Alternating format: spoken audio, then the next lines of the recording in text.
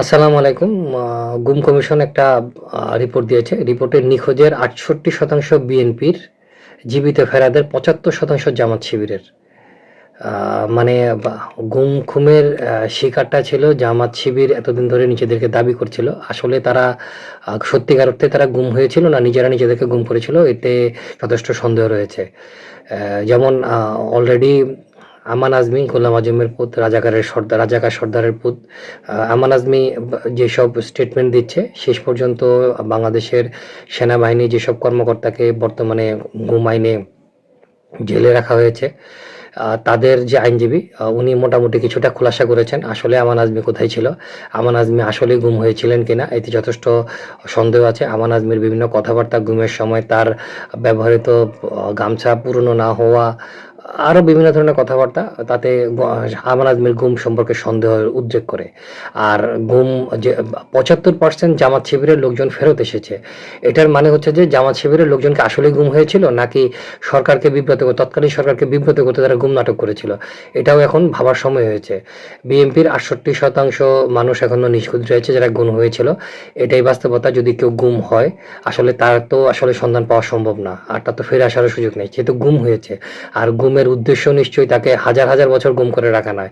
গুমের উদ্দেশ্য প্রথমে ১-২ বছর রেখে যদি কাউকে ছেড়ে দেওয়ার হয় ছেড়ে দিবে, আদারওয়াইজ তাকে পৃথিবী থেকে সরিয়ে দেবে, যেটা সম্ভবত ইলিয়াস আলীর ক্ষেত্রে ঘটেছে, বিএনপির বিভিন্ন লোকজনের ক্ষেত্রে ঘটেছে, কিন্তু জামাতের লোকজনের ক্ষেত্রে তা ঘটেনি।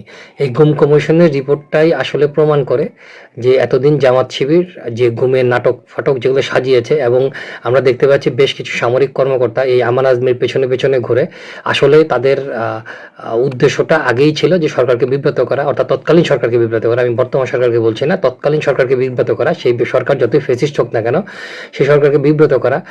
আদারওয়াইজ এই ব্যক্তিগুলোর একটা নির্দিষ্ট পরিচয়, আপনি দেখেন যে গুম কমিশন নিয়ে যারা লাফালাফি করছে, এতে একটা নির্দিষ্ট পরিচয়, তারা হচ্ছে জামাত শিবিরের লোক, এবং তারা সকলে ফেরত এসেছে, কিন্তু বিএনপির লোকজন ফেরত আসেনি।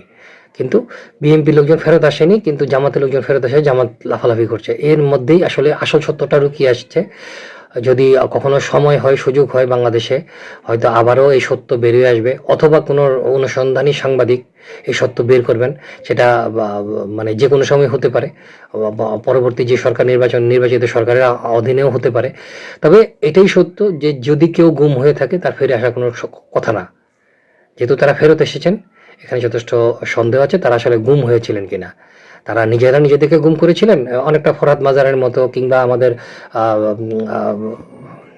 রেজওয়ানা চৌধুরীর, যে উপদেষ্টা রেজওয়ানা চৌধুরীর হাজব্যান্ডের মতো, ওরা আসলে গুম নাটক করেছিল।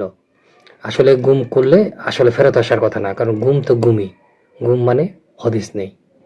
তো জামাতে ইসলামী যে প্রপাগান্ডা বাজারে ছাড়ছে, সেই প্রপাগান্ডা থেকে আপনারা সাবধান থাকুন। আসলে ওরা মিথ্যা প্রপাগান্ডা ছাড়িয়ে সত্য যে ঘটনাগুলো আড়াল করার চেষ্টা করছে।